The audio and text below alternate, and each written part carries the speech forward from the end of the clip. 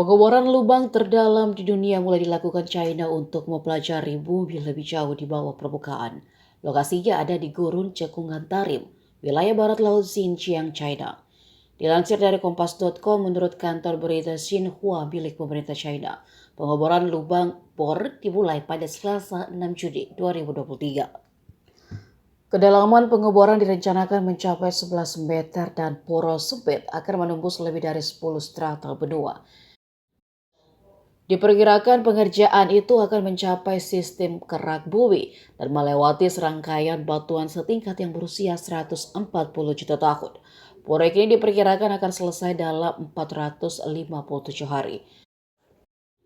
Sumur eksplorasi yang dalam akan memungkinkan para ilmuwan untuk mempelajari struktur internal dan evolusi bumi dan menyediakan data untuk penelitian geoscience. Selain kondisi ekstrim jauh di bawah permukaan, lingkungan tanah yang keras di Cekungan Tarim, rumah bagi gurun terpanas dan terkering di China, menambah tantangan. Proyek ini merupakan bagian dari upaya negara untuk mengeksplorasi batas baru di luar angkasa dan di bawah permukaan bumi.